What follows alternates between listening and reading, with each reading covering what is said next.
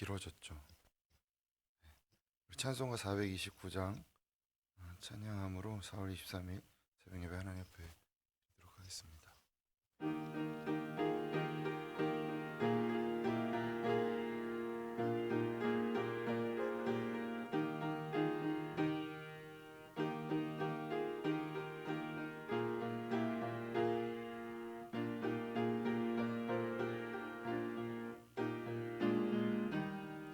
세상 모든 풍파 너를 흔들어 약한 마음 낙심하게 될 때에 내려주신 주의 복을 세어라. 주의 크신 복을 내가 알리라. 받은 복을 세어 보아라. 크신 복을 내가 알리라. 받은 복을 세어 보아라. 주의 크신 복을 내가 알리라. 세상 근심 걱정 너를 누르고 십자가를 등에 지고 나갈 때 주가 내게 주신 복을 세어라. 두려움 없이 항상 찬송하리라. 받은 복을 세어 보아라. 크신 복을 내가 알리라. 받은 복을 세어 보아라. 주의 크신 복을 내가 알리라. 세상 권세 너의 앞길 막을 때 주만 믿고 낙심하지 말아라. 천사들이 너를 보호하리니 염려 없이 앞만 보고 나가라. 받은 복을 세어 보아라. 크신 복을 내가 알리라.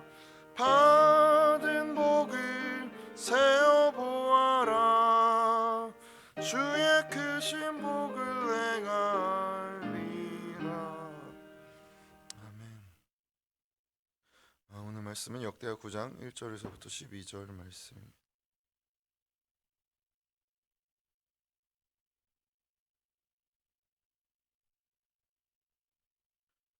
9장 1절에서부터 12절 말씀입니다.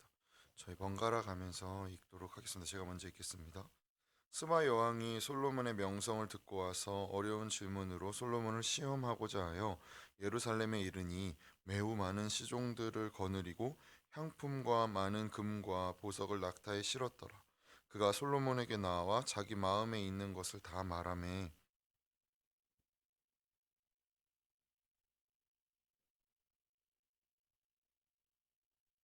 스바 여왕이 솔로몬의 지혜와 그가 건축한 궁과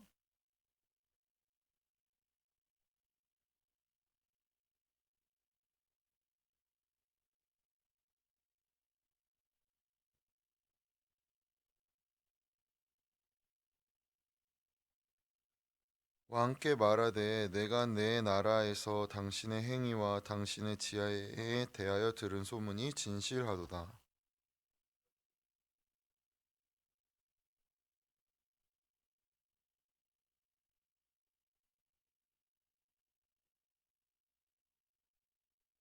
복되도다 당신의 사람들이여, 복되도다 당신의 신하들이여, 항상 당신 앞에 서서 당신의 지혜를 들음이로다.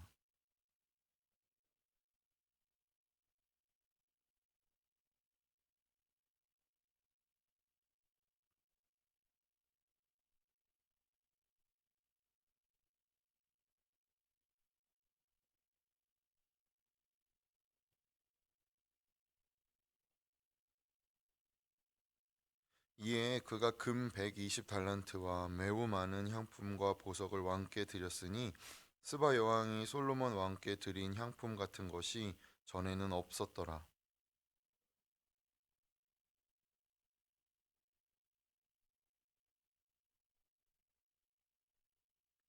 왕이 백단목으로 여호와의 전과 왕궁의 층대를 만들고 또 노래하는 자들을 위하여 수금과 비파를 만들었으니 이 같은 것들은 유다 땅에서 전에는 보지 못하였더라. 솔로몬 왕이 스바 여왕이 가져온 대로 담례하고 그 외에 또 그의 소원대로 구하는 것을 모두 주니 이에 그가 그의 신하들과 더불어 본국으로 돌아갔더라. 아멘. 역대하를 큐티하시면서 좀 팁이라고 해야 될까요? 좀 그래도 좀 더 이렇게 성경을 깊이 보기 위해서 할 수 있는 방법 중에 하나는 이제 열왕기상이랑 같이 보시면 굉장히 좋을 것 같은데 오늘 나타난 본문은 이제 열왕기상 10장에 나와 있는데 10장과 다른 부분이 바로 오늘 본문의 8절이 다릅니다. 그래서 저도 오늘 8절의 다름을 가지고 좀 말씀 묵상했는데 소문은 늘 사실보다 빨리 갑니다. 그죠? 어떤 소문이 이렇게 퍼지고 나타나면 교회 세상에서도 그렇지만 교회에서도 그런 소문이 빨리 나타나는 걸 보게 되잖아요. 소나람 강도사 아주 육신의 정욕이 가득한가 보다. 어떻게 그렇게 사모가 예쁜가 이런 소문. 나이도 6살이나 어린 사모를 아주 그냥 육신의 정욕이 가득하네 이런 소문. 근데 이건 사실 뭐 소문이 아니라 사실이어가지고.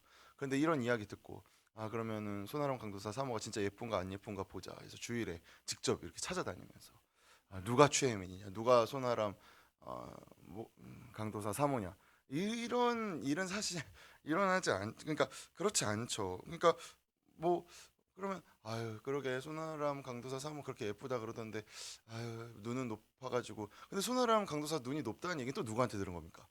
그러니까 사실은 항상 소문은 어떤 사실에 기반해서 나타나기보다 소문이 소문을 만들어서 소문을 말하는 사람도 또 그 소문에 소문을 더하는 사람도 사실 누가 소문의 주체고 누가 그 소문을 만들었는지 알 수 없게 됩니다. 그래서 소문에 대한 진실을 직접 확인하는 것은 대단한 용기와 담대함이 사실 필요하죠. 그리고 그렇게 확인할 때 많은 실수들을 줄여주는 것을 우리가 일상에서도 발견하게 됩니다. 그래서 생각해 보면 솔로몬 때나 지금이나 크게 다르지 않았겠죠.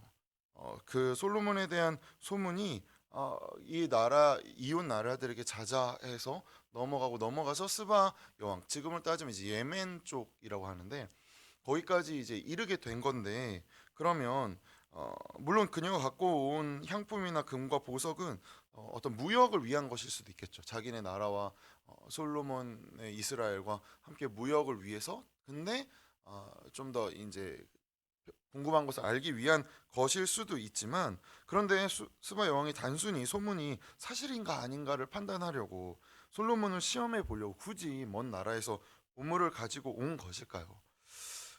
저도 본문을 묵상하면서 소문을 확인하러 온 그녀 용기가 참 대단하다 싶었다가 문득 그런 생각하게 됐어요. 그녀에게도 솔로몬에게 진짜 묻고 싶은 질문이 있었던 거 아닐까?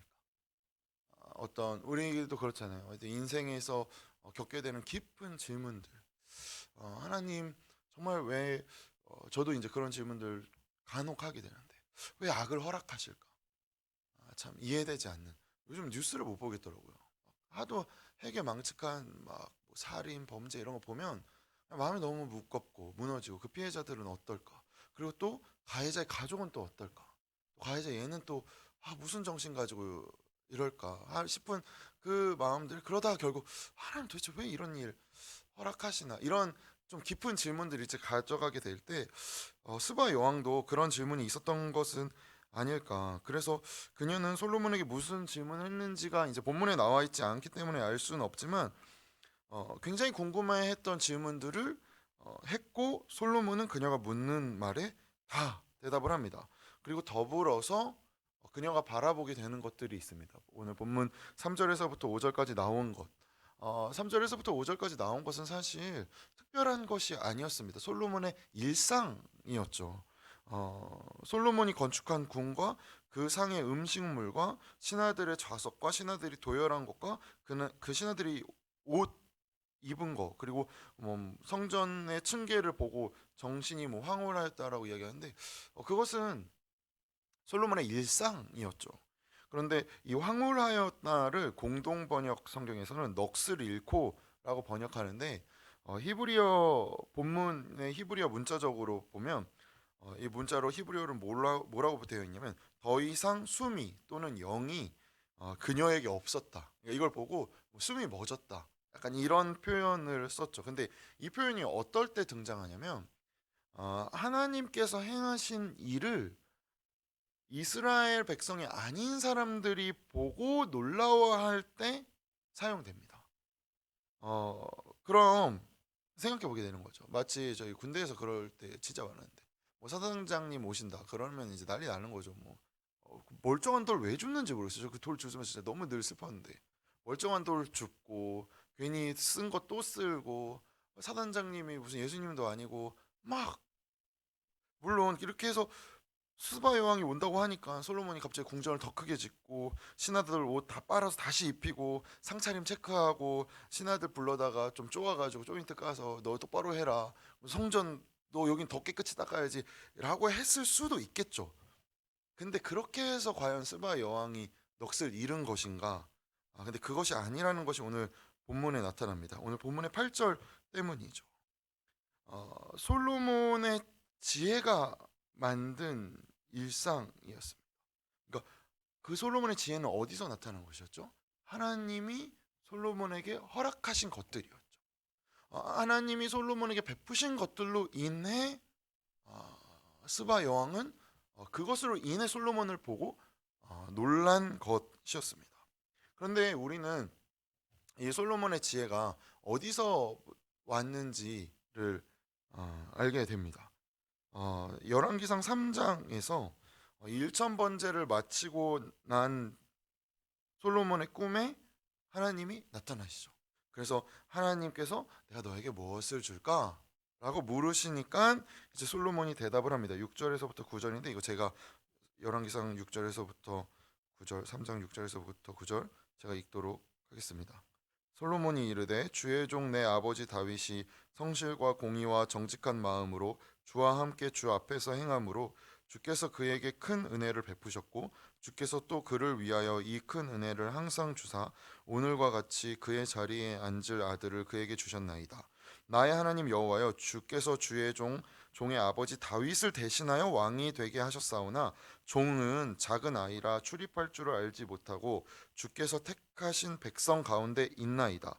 그들은 큰 백성이라 수요가 많아서 셀 수도 없고 기록할 수도 없사오니 누가 주의 이 많은 백성을 재판할 수 있사오리까 하면서 듣는 마음을 종에게 주사 주의 백성을 재판하여 선악을 분별하게 하옵소서라고 이야기합니다. 여기서 보듯이 솔로몬이 하나님 저에게 지혜 주세요라고 말한 것이 아니라 주님께서 택하신 백성 가운데 제가 있는데 저는 종이고 아이입니다. 그래서 제가 이 백성을 어떻게 할 수 없고 재판할 수 없으니 듣는 마음을 종에게 주십시오라고 말합니다. 이스라엘이 가나안 땅에 출애굽해서 가나안 땅에 도착한 때부터 시작된 이 사사 시대부터 이어져 오는 이스라엘의 지도자들이 가져야 하는 자세가 있었습니다. 그것이 무엇이냐? 바로 종이라는 자기 인식이었죠. 인간들의 지도자가 종이라면 누구의 종이라는 것입니까?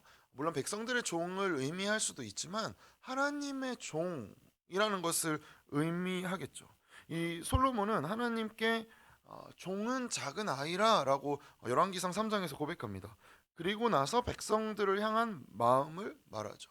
아버지인 다윗이 성실과 공의와 정직한 마음으로 행하였기에 그 은혜로 내가 있는 것입니다. 그러니까 내가 형제들 중에 그래도 좀 똑똑하고 내가 좀 그래도 좀 싹이 푸른 떡잎이어서 하나님 나 선택하셨다가 아니라 아버지께서 다윗 아버지가 성실과 공의와 정직 하나님이 원하시는 마음으로 그렇게 행하셨기 때문에 내가 그 은혜로 이 자리에 있습니다라고 말함으로 나는 작은 자입니다라고 이야기합니다. 자신을 작은 자라고 여기는 사람은 결코 타인을 함부로 하지 않습니다. 내 마음의 답을 다른 사람에게 강요하지 않죠. 내 마음의 답을 누군가에게 강요할 때 왜 강요합니까? 내가 더 옳으니까. 내가 그보다 더 큰 자니까.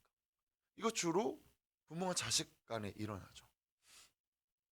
내가 부모로서 자식에게 최선을 다해서 이게 답이에요. 물론 그 답이 거의 99% 맞죠. 그런데 알고 봤더니 자녀의 말이 맞는 경우가 1% 정도 생길 때. 근데 그때 어떤 걸 보게 되죠? 어, 하나님이 허락하신 뜻 안에서 이 자녀가 성장하고 그 뜻을 기준으로 내가 이 자녀한테 이야기했는지, 아니면 내가 부모니까, 내가 이 아이보다 큰 자니까 큰 자로서 이 답을 제시했는지가 드러날 때가 있지 않습니까? 저도 종종 아주 가끔씩, 아주 가끔씩 조성숙 어머니에게 그 사과를 들은 적이 있었던 것 같아요. 그러니까 하나님, 엄마는 이런 줄 알았는데 알고 봤더니 그런 게 아니었네. 하나님의 뜻이 이런 거인 것 같아. 그때는 이제 싹수가 노랬어가지고 역시 내가 옳았다 이렇게 생각했는데, 그것이 어떤 것을 발견하게 되는 거죠? 기준이 어디에 있는지를 확인하게 되는 거죠. 내가 누군가에게, 그래도 내가 뭐 CEO인데, 내가 그래도 오너인데, 혹은 내가 그래도 직급이 높은 사람인데 하고 옳은 말을 하는 것과 하나님의 기준이 이러한 것인데 하나님의 기준에 의해서 그 말을 하는 것은 아무리 같은 말일지라도 완전히 다릅니다. 솔로몬은 이것을 알고 있는 것이었죠. 다윗이나 솔로몬 모두 일시적으로 이스라엘 백성을 잠시 다스리는 인간 왕이었다는 사실을 스스로 알고 있었다는 것입니다. 기준은 하나님이라는 사실을 알고 있었던 것이죠. 열왕기상 3장에서 이 지혜를 받고 난 솔로몬에게 나타난 사건이 바로 창기 두 명이 와서 죽은 아이 그리고 산 아이를 들고 누가 내 아들이네 싸우는 이 유명한 솔로몬의 재판이었습니다. 생각해 보면 창녀 두 명이 와서 왕에게 재판을 요구한다? 일반적이지 않죠. 열왕기상 3장에 분명히 백성들이 많다라고 솔로몬이 고백했는데, 백성들이 진짜 정말 그렇게 많았으면 과연 창녀 두 명이 일어난 분쟁이 솔로몬이 재판까지 할 일인가 싶지만, 곰곰이 생각해 보면 솔로몬이 백성들을 잘 다스릴 수 있는 지혜를 하나님에게 구했고, 그런데 그것을 열왕기상 기자가 엄청 많은 재판이 있었겠죠 사실. 그럼 그 재판 중에 굳이 창녀 두 명의 재판의 이야기를 집어넣은 이유는 무엇일까요? 정직과 공의와 성실이 나타난 재판이었기 때문이었겠죠. 왜 그렇죠? 창녀 두 명은 소외되고 연약한 자들이, 지금도 그러한데 그때는 더 그랬겠죠. 누가 창녀의 말을 듣습니까? 같은 여자끼리도 사실은 괜히 몸 파는 여자라고 하면은 눈이 좀 찌푸려지고, 남자는 당연히 더 쉽게 보겠죠. 그런데 솔로몬은 그들의 이야기를 듣잖아요. 왜 그렇죠? 하나님께서 솔로몬에게 듣는 마음을 주셨기 때문인 것입니다. 그래서 솔로몬이 가진 지혜는 무엇인 것이죠? 바로 듣는 마음. 그래서 솔로몬이 지혜로웠다라고 쓰지 않고 열왕기상 3장에서 하나님의 지혜가 있어라고 솔로몬을 표현합니다. 그러니까 하나님이 솔로몬에게 듣는 마음을 주시지 않았다면 그는 판결할 수가 없는 것이죠. 그가 어떤 왕이어서, 어떤 지위가 높아서, 그의 모습이 수려해서, 그가 부자여서 사람들이 솔로몬을 보고 놀란 것이 아니라 그의 판단을 듣고, 아니 어떻게 솔로몬이 저런 판단을 할 수 있지? 아니 어떻게 사람이 이런 판단을 할 수 있는가? 하나님이 그와 함께 하시는구나 한 것이고, 그 소문이 점점 그가 다스리는 곳곳에서, 혹은 그의 나라를 넘어서, 그리고 단순히 재판만 그런 것이 아니라 세상을 다스리는, 나라를 다스리는 방법 또한 하나님이 허락하시는 지혜로 말미암았기 때문에 스바 여왕이 그것을 보고 놀란 것이죠. 그러니 스바 여왕이 보고 놀란 것은 솔로몬의 솔로몬됨이 아니라 하나님께서 솔로몬에게 행하신 것으로 인함임을 우리가 보게 되는 것입니다. 그렇다면 우리가 이제 보게 되는 것이죠. 누군가 지혜롭다라고 이야기할 때 그것은 곧 하나님이 그와 함께 하시는구나 라고 바라보는 것이 그리스도인의 올바른 자세인 것입니다. 지혜는 스쳐 지나가는 것이기 때문에. 사실 그렇잖아요. 담임 목사님 말씀 이렇게 전해 주실 때 말씀 너무 은혜될 때가 종종 많잖아요. 저는 그런데. 그럼 그때 정가심 목사님은 역시 어 키는 작지만 눈은 부리부리하지만 성격은 가끔 너무 무섭지만 참 어떻게 참 대단한 사람이다라고 볼 수도 있지만 하나님의 지혜가 그에게 머물다 가는구나라고 바라보는 것이 올바른 그리스도인의 자세라는 것입니다. 사람이 사람됨을 바라보는 것은 성경이 이야기하는 것이 아닙니다. 하나님이 그와 함께 하시는가, 하나님이 그와 함께하지 않는가가 성경이 말하고 있는 사람을 바라보는 기준인 것이죠. 사람은 사람에게서 좋은 것이 나올 수가 없습니다. 이기심과 악독과 욕망과 죄악만이 가득한 것이 인간이다라고 성경은 계속해서 이야기하고 있는 것이고, 그런데 하나님이 지혜를 주시면 솔로몬과 같을 수 있다라는 것이죠. 다윗과 같을 수 있다. 모세와 같을 수 있다. 모세가 모세다워서, 다윗이 다윗다워서, 솔로몬이 솔로몬다워서가 아니라 하나님이 그와 함께 하시, 하나님이 그에게 듣는 마음을 주셔서. 그래서 만약에 어떤 지혜로운, 그가 그리스도인이든 그리스도인이지 않든 참 지혜롭다 할 때 하나님이 저 사람을 사용해서 이런 지혜를 나에게 듣게 하시는구나 라고 우리가 받아들이는 것이고, 누군가 우리에게 참 지혜로우시네요 라고 말할 때 내가 사실 고등학교 때 공부를 좀 잘했어, 이게 아니라 하나님이 나를 통해 사용하시는구나 라고 받아들이는 것이 올바른 태도인 것입니다. 그러면 비단 지혜만 그렇겠습니까? 세상에서 주어지는 모든 특별한 것이 그렇죠. 우리가 어떻게 얻어내는, 우리가 뭐 당연하다고 생각하는 뭐 내가 열심히 일했으니까 나에게 부가 허락됐다, 아니죠. 하나님이 주신 것이죠. 내가 참 자식을 잘 키웠더니 자식이 잘 자랐다, 아니죠. 하나님이 허락하신 것이죠. 내가 참 주변에 좋은 친구가 많다, 내가 평소에 인간관계를 참 잘했다, 아니죠. 하나님이 허락하신 것이죠. 이것이 그리스도인인 것입니다. 우리 또한 이스라엘 백성과 같이 어떤 한 사람을 따라가는 것이 아니라 지혜를 허락하시는 분이, 세상에 특별한 어떤 은총을 허락하시는 것은 하나님이라는 사실을 바라보는 것입니다. 그럴 때 어떤 일이 우리 가운데 일어나게 됩니까? 공동체 안에서 내가 속한 어떤 공동체든지 가장 낮은 자라도 그에게 지혜가 있다면 그를 두려워하고 존중하게 되는 것이죠. 동시에 공동체 안에서 가장 외면받고 소외받는 창기일지라도 듣게 되는 거죠. 하나님이 누굴 통해 말씀하실지 모르니까요. 그래서 그 말에 귀를 기울이게 되는 것이죠. 목소리 큰 사람이 목소리 큰 사람으로 있는 것은 올바른 공동체가 아닙니다. 누구나 이야기할 수 있는 공동체가 그리스도인의 공동체인 것이죠. 그렇기 때문에 오늘 본문에서 스바 여왕이 하나님을 찬양하는 것이죠. 그녀가 솔로몬의 지혜 때문에 전도받았기 때문일까요? 아니면 솔로몬의 삶을 보고 이 세상과 같지 않구나, 이 세상에서 맺을 수 없는 열매를 맺는구나 라는 놀라움과 경외감 때문일까요? 당연히 후자겠죠. 우리의 삶이 이 세상과 같지 않음을 보고 세상의 하나님을 바라보게 하는 것, 소문으로 찾아왔다가 더 큰 현실 앞에 항복하게 하는 것, 이 복된 삶이 신자의 삶이고 성도의 삶입니다.